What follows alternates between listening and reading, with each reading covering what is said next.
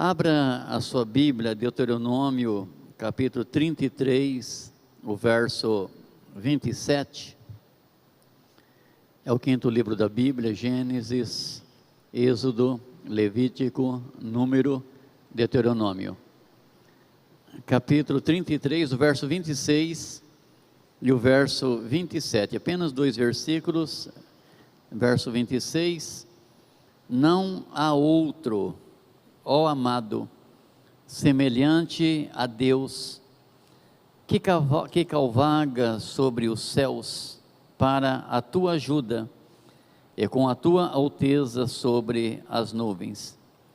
O Deus eterno é a tua habitação, e por debaixo de ti estende os braços eterno. Ele expulsou o inimigo diante de ti e disse: destrói-o.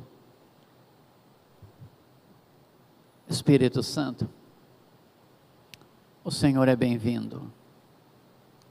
Deus Espírito Santo, nós rendemos a Deus os nossos louvores, a nossa adoração. Espírito Santo, dobramos os nossos joelhos, colocando toda a nossa esperança em Deus. Espírito Santo, e agora nós precisamos que o Senhor ministre no nosso coração uma palavra de vida, uma palavra de esperança, uma palavra de milagre. Por isso, Espírito Santo, abençoe o culto da Rede Manaim, as nossas crianças, a Rede Mais dos nossos adolescentes, e abençoa, Senhor, o nosso culto, a nossa terça do milagre. Que aquilo que o Senhor preparou para nós nessa noite, Espírito Santo, o Senhor possa colocar no nosso coração. É o que nós te pedimos no nome de Jesus. Amém. Olha, a nossa vida é sempre marcada por algumas etapas. Sempre que nós concluímos uma etapa, a gente tem sempre ânimo, para que a gente venha, começar outra etapa. Então você pode ver, se você olhar para toda a sua vida, foram poucos os momentos, foram poucas as etapas, foram poucas as decisões que norteou a sua vida até aqui. E quando a gente fala de etapa, para o povo de Deus era a etapa mais importante da vida deles. Imagina um povo ter passado mais de 400 anos na escravidão, 430 anos, e a maior parte desses 430 anos, foi de um trabalho muito duro, foi de um trabalho muito, muito pesado. Eles são tirados dessa escravidão, eles estão peregrinando pelo deserto, um lugar hostil, um lugar muito difícil de viver, e já fazem 40 anos que eles estão, de localidade em localidade, de tenda em tenda. Eles estão, caminha um pouco caminha mais um pouco volta para trás, e agora chega o momento, deles conquistarem, para eles conquistar, a maior vitória de toda a vida deles. Eles estão diante de uma etapa muito importante. E agora, Moisés, no final da sua vida, Moisés, ele se coloca diante daquela multidão, que a maior parte nasceram no deserto, a maior parte que não tinha experiência nenhuma, de guerra, de conquista. E agora Moisés, ele precisa o quê? Precisa encher o coração do povo de Deus de esperança. E como que o coração de alguém pode ser cheio de esperança? É quando as pessoas têm conhecimento de quem Deus ele é. O problema maior das pessoas, o que traz mais aflição, o que traz mais angústia, o que fazem as pessoas mais sofrerem, não é a luta que eles estão passando, é a falta do conhecimento de quem Deus é para a vida deles. Eu sempre, pergunto para as pessoas, qual que é o tamanho de Deus? Se você perguntar para uma criança, qual que é o tamanho de Deus, eles vão falar, olha pastor, Deus é bem grandão, porque grandão é aquilo que eles conseguem dimensionar algo sobre Deus, Mas quando você olha para o seu coração, qual é o tamanho de Deus, como você pode dimensionar Deus no seu coração, o tamanho de Deus? Naturalmente Deus será sempre do tamanho da sua fé, se a sua fé é uma fé robusta, é uma fé poderosa, é uma grande fé, então sempre você terá um Deus forte, um Deus poderoso, um Deus grande, um Deus que está preparado para realizar muitas coisas na sua vida. Mas se você consegue olhar para os seus problemas e você ver que os seus problemas aparentam ser maiores do que Deus, então você vai ter sempre um Deus pequeno para te socorrer. E agora então esse povo aqui, eles estão diante da maior desafio, a etapa mais difícil. Era o momento deles ter que pegar na espada para conquistar. Mas Moisés, ele traz uma revelação de um Deus grande, de um Deus poderoso. Moisés traz uma revelação de quem Deus é e daquilo que Deus poderia fazer por eles. Eu quero pensar um pouquinho com vocês aqui nesses 2 versículos, quem Deus ele é, e o que Deus ele fará por nós aqui nessa noite. Quem Deus ele é, pastor? Pastor, eu quero conhecer um pouco mais Deus. Quem Deus ele é? Deus ele é Espírito.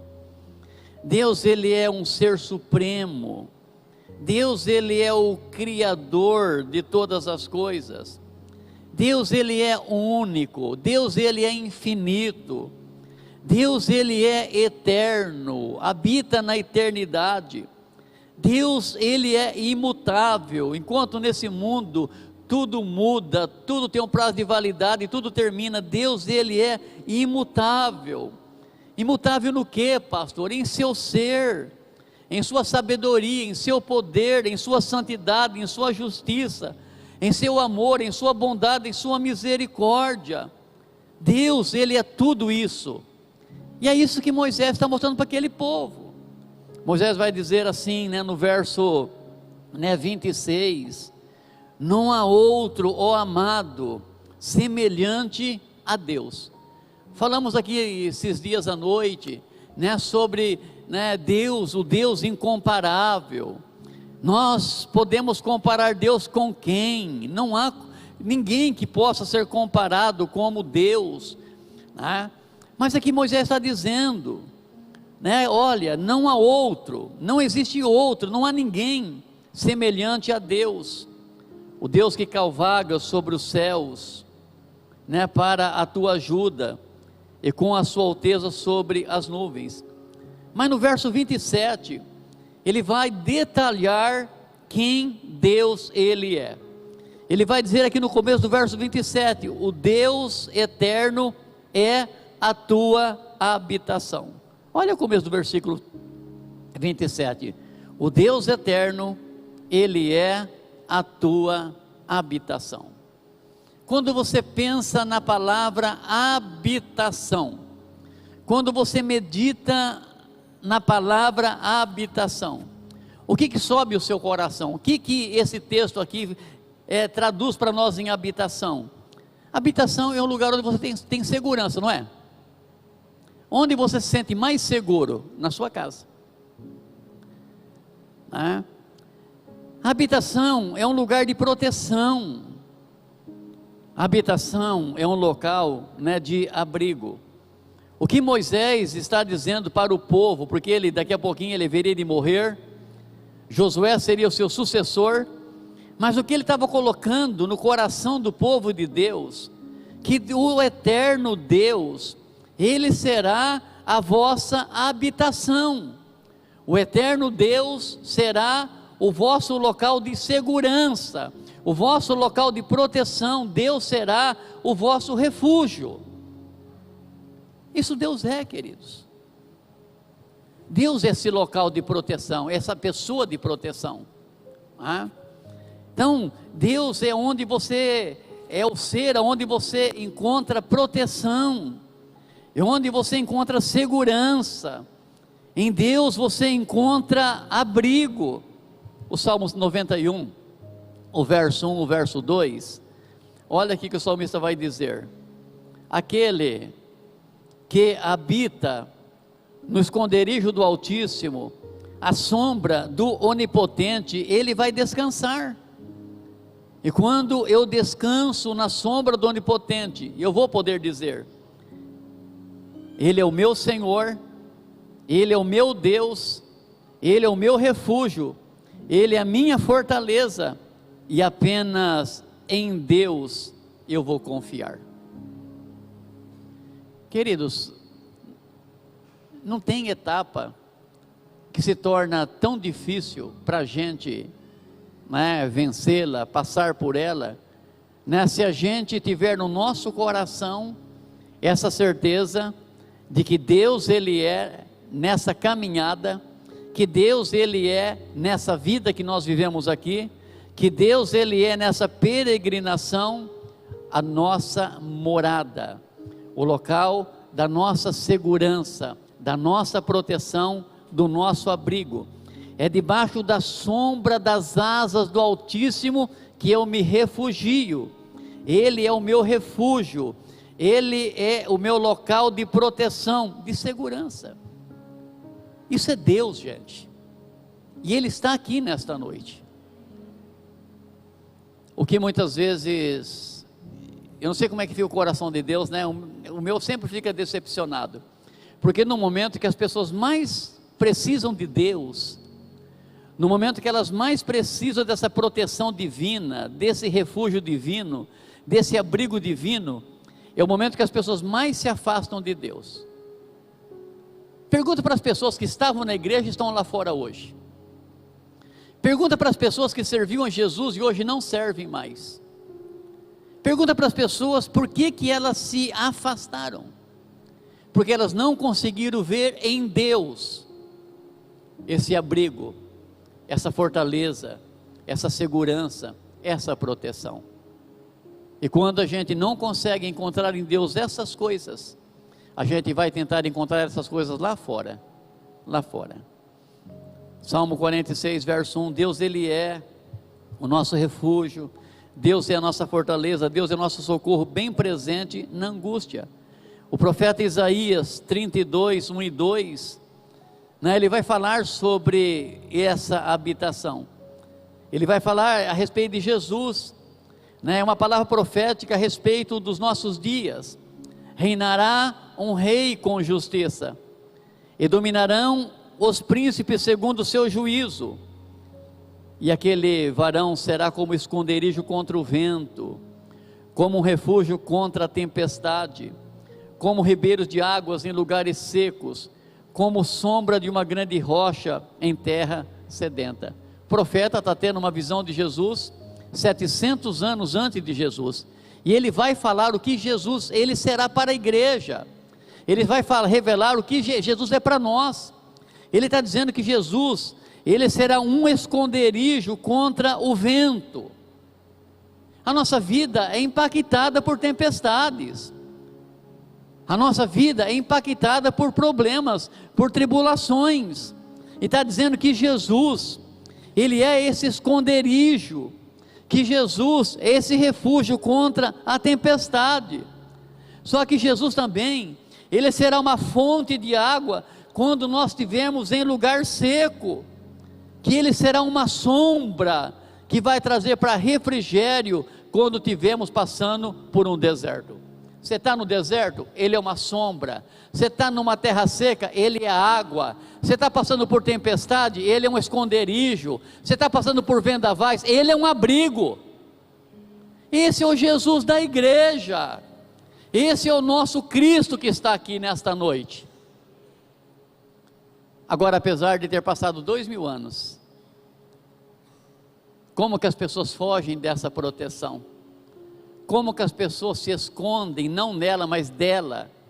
Como que as pessoas fazem o caminho inverso, né? Depois de 2000 anos, Depois de 2000 anos, as pessoas ainda não querem se refugiar nele.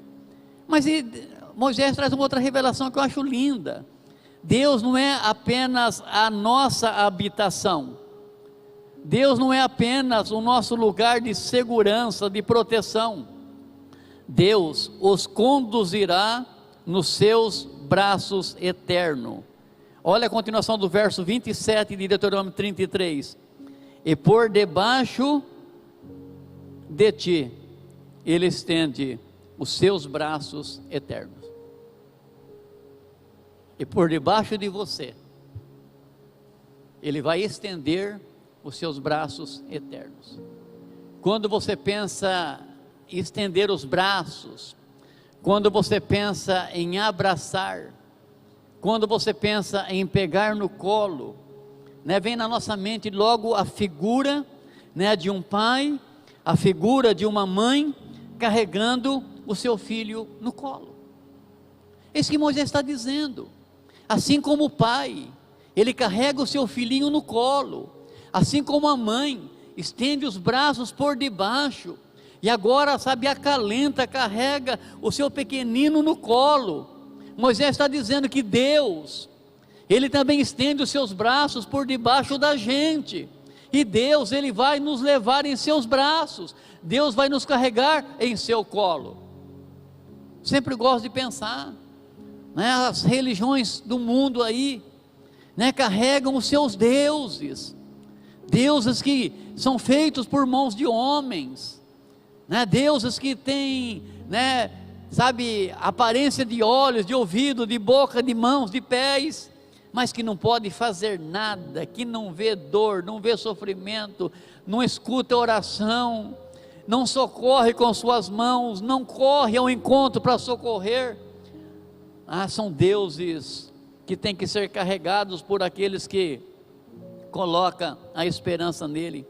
Mas a Bíblia diz que o nosso Deus, ele com seus braços eternos, ele coloca seus braços por baixo da gente, e ele vai nos carregar, ele vai nos levar.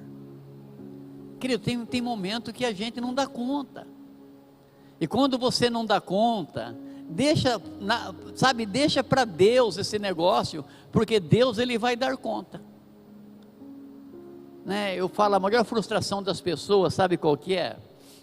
Elas colocarem a confiança em alguma coisa, elas depositarem toda a sua fé em alguma coisa, e no momento desesperador, quando vem a tempestade, quando vem o vento, quando vem a luta, quando o dia mau se instala, e quando ela precisa que aquilo que ela confiou tanto, colocou tanta esperança naquilo, e lhe falta, é a maior frustração, queridos. A pessoa gastar a vida toda colocando esperança em algo que não lhe pode socorrer, gastar a vida toda colocando esperança em algo que não pode fazer nada por ela. Sempre gosto de testemunhar, porque foi assim, não é uma visão, foi aquilo que eu pude contemplar, que até hoje eu não esqueço, porque ali foi a maior frustração de uma mãe, ao ver o seu filho morrendo.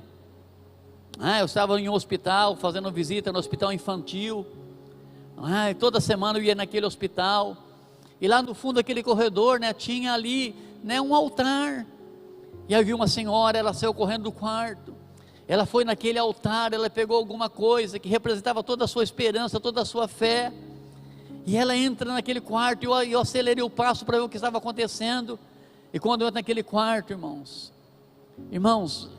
eu pude ver a frustração do coração de uma mãe, que coloca esperança em alguma coisa a vida toda, e no momento que ela mais precisava, que o motivo da sua fé lhe socorresse, e não lhe pôde socorrer. Era um garotinho de 12 anos, que estava com tuberculose, e ele havia acabado de falecer, e aquela mãe desesperada, ela pegava todo aquele objeto e de toda a sua fé, e ela esfregava naquela criança que chegava a cortar, e ela dizia assim: toda a minha vida eu confiei em você, toda a minha vida eu tive fé em você, não deixa meu filho morrer, não deixa meu filho morrer. Aí chegaram os médicos, né? Aí me tiraram do quarto, tentaram ressuscitar aquela criança, e aquela criança, ela morreu. Aquela mulher precisava de alguém que colocasse os braços por baixo dela, sabe, carregasse ela no colo. Não, mas ela que carregou alguma coisa, esperava daquilo que ela carregou, pudesse fazer o milagre que o filho dela precisava, queridos. O nosso relacionamento com Deus tem que ser um relacionamento real, é um relacionamento de fé, é um relacionamento de esperança, queridos. O dia mal vem, o dia mal se instala, passamos por luta, por dificuldades, entramos em desertos, tem coisas que nós perdemos o controle, a gente não consegue resolver, e a gente precisa saber, que quando a gente não consegue mais resolver a situação, nós temos um Deus que resolve para nós. Quando a gente não dá mais conta de correr, de caminhar, nós temos um Deus que nesse momento vai nos carregar em seus braços, um Deus que vai nos levar no colo, um Deus que vai cuidar de nós como o pai cuida do seu pequenino, como a mãe cuida do seu pequenino. Deus vai cuidar de nós muito melhor ainda. É isso que Moisés está dizendo, fica tranquilo, vocês vão entrar na terra da promessa, vocês vão passar por grande dificuldade, grandes lutas, eu vou ser a habitação de vocês, e eu vou pegar vocês no colo, e vou levar vocês no colo, para vocês tomar posse do que está na frente de vocês. Quando fala carregar no colo, você não tem que fazer esforço nenhum, só apenas acredita, né? Como que é gostoso sabe, descansar no ombro de uma mãe, não é verdade? Eu lembro quando minha mãe era viva, que a gente, né, se encontrava, ia para o sul todo ano, né, ela fazia aniversário no Natal, a gente descia para lá, gente, como que era gostoso, né, a gente marmanjão, né, e ela sentada no sofá e a gente podia assim deitar no colo, sentir, né, a proteção, e é isso que Deus faz. Agora Moisés continua aqui, Deus, Ele é a sua habitação, Deus te carrega no colo, e está dizendo que Deus, Ele lança fora os seus inimigos. Olha a continuação do verso 27 aí, Ele expulsou o inimigo diante de você. A Bíblia diz, se o inimigo, ele vier contra você por um caminho, por 7 caminhos ele vai fugir. O que Deus estava dizendo para Israel? Olha, tem muitas nações que vocês precisam tirar desse local, tem muitos inimigos que vocês precisam tirar desse local, tem muita gente que vocês precisam expulsar dali, pessoas que estão na terra de vocês, pessoas que estão na terra que eu prometi a vocês. Agora vocês ficam tranquilos, vocês tenham fé, vocês acreditam, por quê? Porque o inimigo eu vou expulsar de diante de você, eu vou expulsar o inimigo. Gente, você sabe por que o diabo foge? Por causa de Jesus, não é por causa da gente não, não é porque a gente manda não, o inimigo não foge, não é porque a gente, sabe, tem autoridade sobre ele não, nós só temos autoridade através do nome de Jesus. Então é Jesus que faz fugir o inimigo, é Ele que faz fugir o adversário, né? Então Ele vai lançar o inimigo diante de você. Então a especialidade de Deus é derrotar toda a adversidade que se levanta contra nós. A especialidade de Deus é realizar milagres, queridos, né? Deus está dizendo aqui, olha, eu nunca perdi uma guerra. Deus estava dizendo, Moisés, olha lá para o que Deus fez lá no Egito, olha como Deus tirou vocês com mão forte, sabe, do jugo de Faraó, olha como que Deus abriu o mar vermelho para vocês passar em terra seca, olha como Deus sustentou vocês nesses 40 anos no deserto, alimentou com o pão do céu todas as manhãs, tirou água da rocha todas as vezes que vocês tinham sede, a vossa roupa durante 40 anos não ficou velha, não envelheceu, o sapato de vocês durante 40 anos não furou. Deus está dizendo, da mesma maneira que eu protegi vocês nesse deserto, o inimigo que estiver lá diante de vocês, eu vou colocar eles para correr. Então Josué, capítulo 24, o verso 12, Deus vai dizer para Josué, já quase no final da vida de Josué, Deus vai falar para Josué, o que Deus ele fez.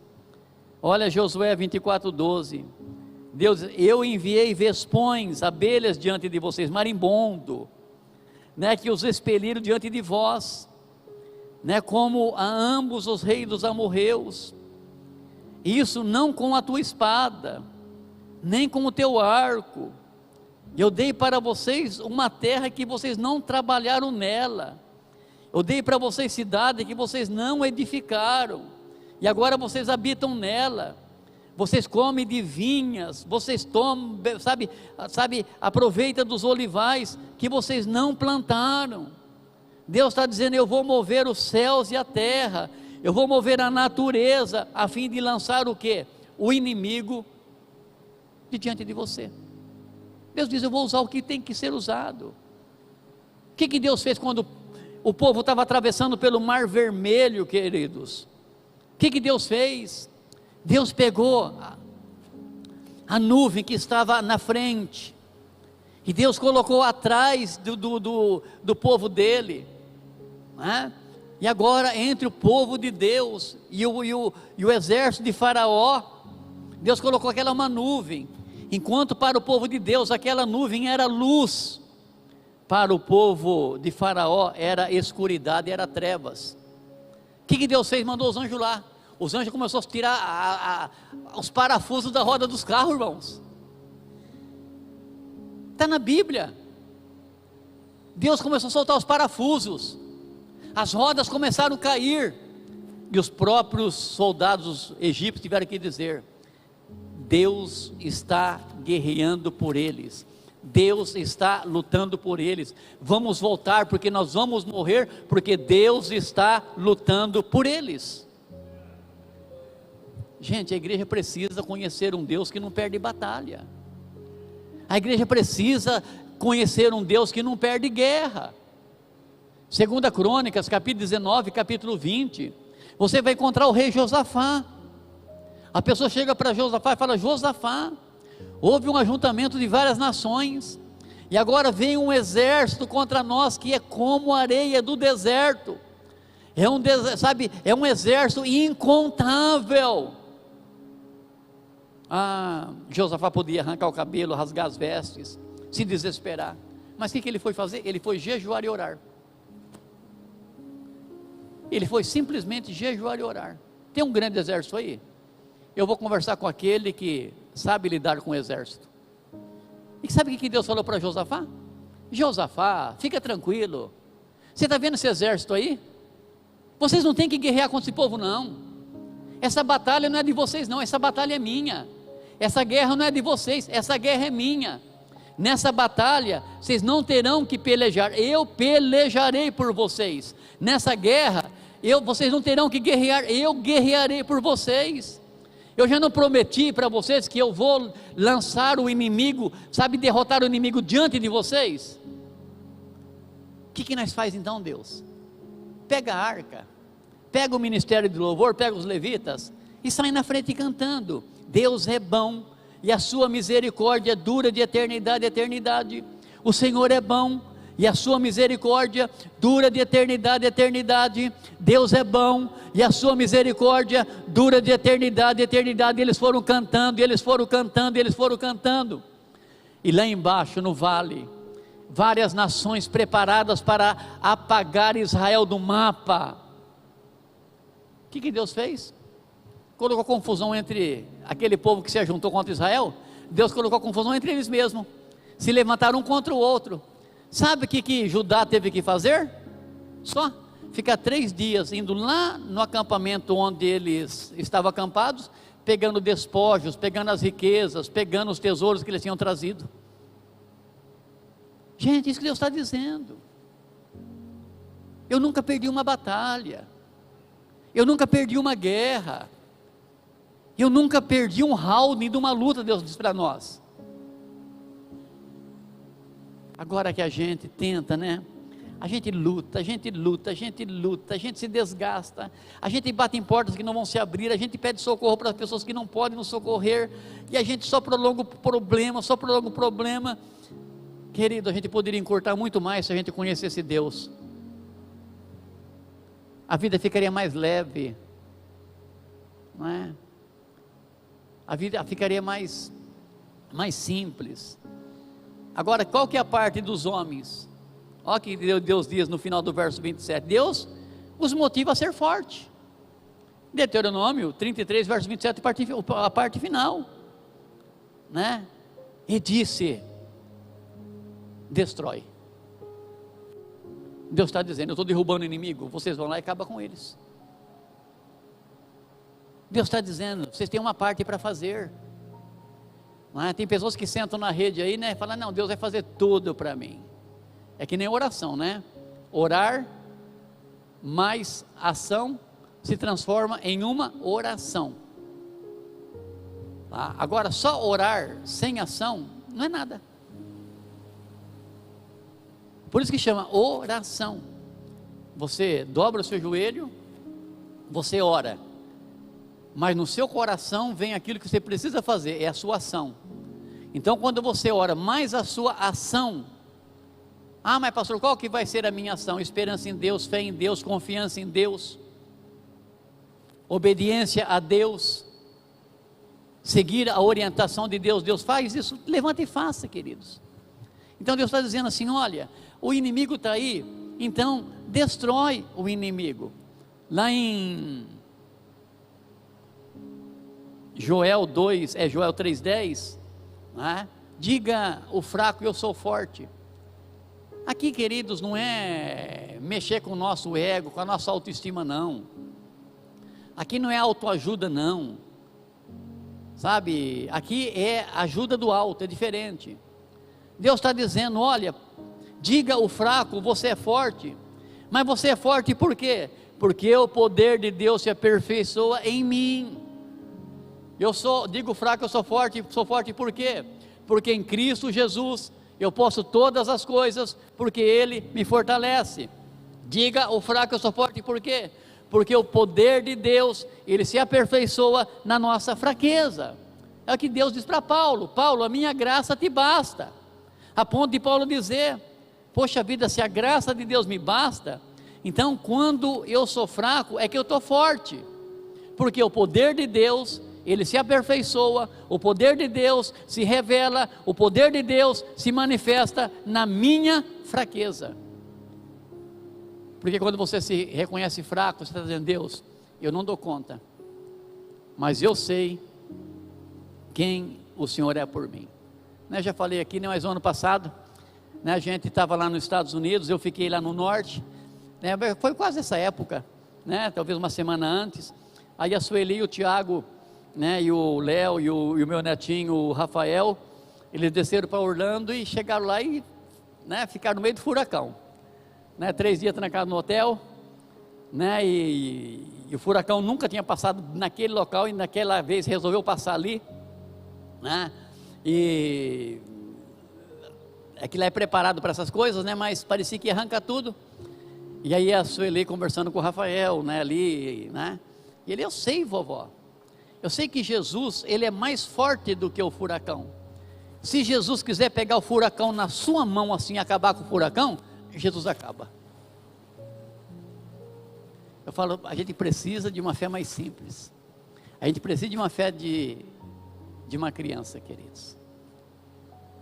Então, quem Deus é para você nessa noite? Deus, Ele é o lugar da sua habitação.